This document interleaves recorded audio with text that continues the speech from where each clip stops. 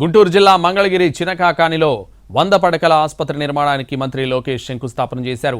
దాదాపు 7.5 ఎకరాల్లో 1,15,000 చదరపు అడుగుల్లో విశాలవంతంగా G+1 భవన నిర్మాణం చేపట్టనున్నారు. ఆధునిక వస్తువులతో ఆసుపత్రి నిర్మించనున్నారు. ఇక్కడ ప్రత్యేకంగా medical, surgical, ortho, gynaec, general medicine, general surgeon విభాగాలు ఏర్పాటు చేస్తున్నారు. వీటితో పాటు 3 ఆపరేషన్ థియేటర్లు, డయాలసిస్ సెంటర్ను ఏర్పాటు చేయనున్నారు. అలాగే తలసేమియా వార్డ్, డి అడిక్షన్ సెంటర్ను అందుబాటులోకి తెచ్చే విధంగా నిర్మాణం చేపట్టనున్నారు.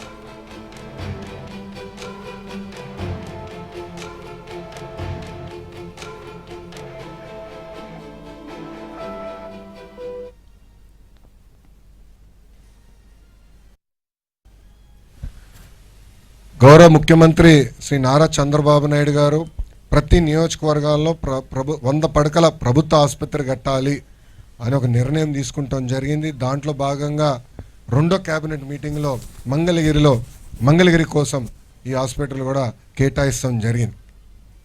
నేను అనేక సార్లు చెప్పా ప్రజలందరికీ, ఒక నిర్ణయం జీవితం మార్చుతుంది. నా జీవితంలో తీసుకున్న ఆ నిర్ణయం మంగళగిరిలో పోటీ చేస్తాం. 5,300 ఓట్ల మెజారిటీతో 2019లో ఓడిపోయాను.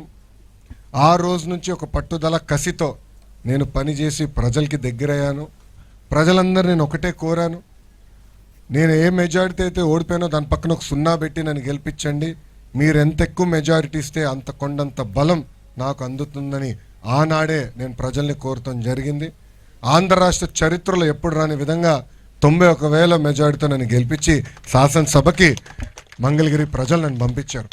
నిజంగానే మంత్రివర్యులు, మిగతా మంత్రులు కూడా మంగళగిరి అంటే దాని గురించి చర్చ అవసరమా, శాంక్షన్ చేయండి అని వాళ్ళు కూడా ఏకపక్షంగా నన్ను సపోర్ట్ చేసినందుకు